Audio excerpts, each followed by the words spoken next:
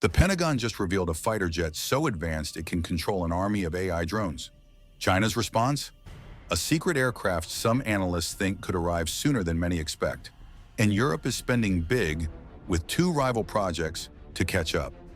This is the race for sixth-generation fighters. Whoever wins could control the skies for the next 50 years. Keep watching because we'll break down what makes these jets different, who's in the lead, and how this changes air power around the world.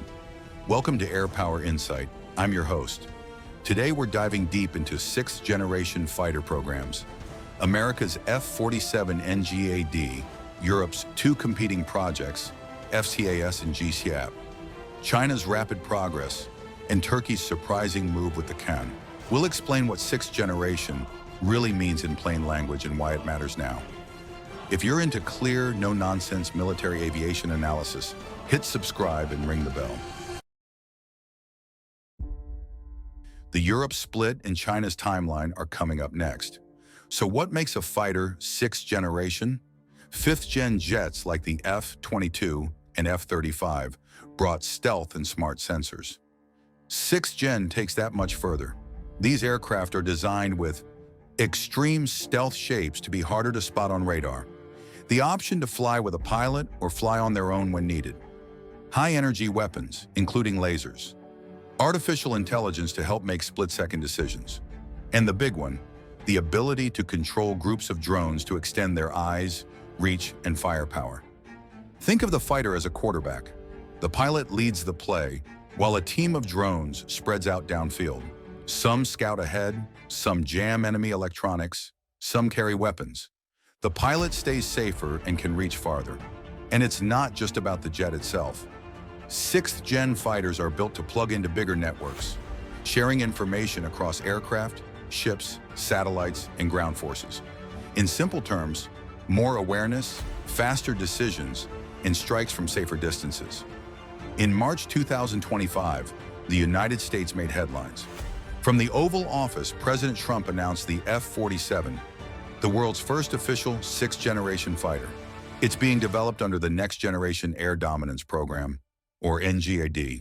The contract went to Boeing, and according to Defense Secretary Pete Hegseth, the F-47 is cheaper, has longer range, and is more stealthy than past fighters. Here's what makes the F-47 stand out. It's not built to fight alone. It's the centerpiece of a family of systems. That means it will fly with advanced drones, called collaborative combat aircraft, that expand its sensor reach and weapon options, while keeping the human pilot away from the riskiest zones. To show how big this shift could be, a 20-jet F-35 squadron can engage around 80 targets at once. A single F-47, teamed with a swarm of drones, could potentially engage more than 200 targets, with the pilot staying outside the teeth of enemy air defenses. The strategy shift is huge. This is why the F-47 matters. It stretches range, it spreads risk, and it multiplies combat power without sending more pilots into danger. While America pushes ahead with the F-47, Europe is taking two different paths at the same time. The continent is developing two competing sixth-gen programs, FCAS and GCAP. FCAS, led by France, Germany, and Spain, brings together Dassault Aviation, Airbus, and Indra. FCAS includes a manned fighter, unmanned aircraft, and a shared digital battle network.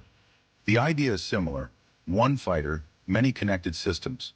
But FCAS has faced delays over who does which work and who owns the designs. GCAP, led by the United Kingdom, Italy, and Japan, merges the British Tempest program with Japan's FX. BAE Systems, Leonardo, and Mitsubishi Heavy Industries are leading development. GCAP is aiming to be operational by 2035, about 5 years ahead of FCAS's 2040 goal. Smaller European countries are now choosing where to align. Portugal has stepped in as an observer, likely leaning toward GCAP as it considers future replacements for its F-16. Portugal has also reconsidered buying the American F-35, citing concerns about how predictable U.S. policy will be over time. While Western programs are in the spotlight, China has moved quickly. In the space of a few decades, it went from importing designs to building its own advanced jets. The Chengdu J-20 Mighty Dragon is one of only 3 operational 5th-generation fighters in the world. Chinese defense analysts believe the country is already working on ideas for 6th generation, more stealth, more AI, and high-energy weapons. Some assessments suggest China could field a 6th-gen platform by 2028, sooner than many expected, and in step with America's push. That possibility has triggered urgent funding increases across Western defense budgets. Turkey's KAAN fighter, classed as 5th generation, marks a major shift toward building at home after Turkey was removed from the F-35 program in 2019. The KAAN has already secured its first export success. Indonesia has ordered 48 aircraft. Turkey is positioning KAAN as a more accessible option for emerging air forces. 6th-generation fighters will reshape air power in 3 big ways. First, many current air defense systems will struggle. These jets are built to be harder to detect and hit. That means countries will spend big to catch up with new defenses. Second, the mix of a piloted fighter and drone wingmen changes how air battles work. It adds more moving parts and more decisions.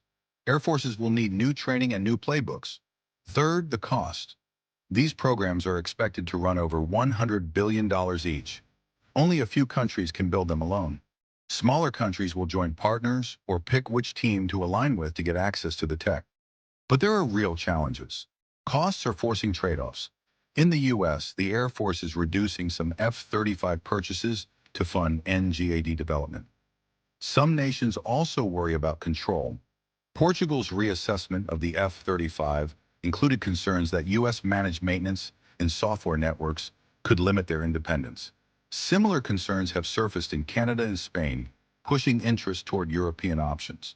There's also the risk of an arms race. As one side adds new capability, others feel pressure to match it, which can pull money from other needs and raise tensions.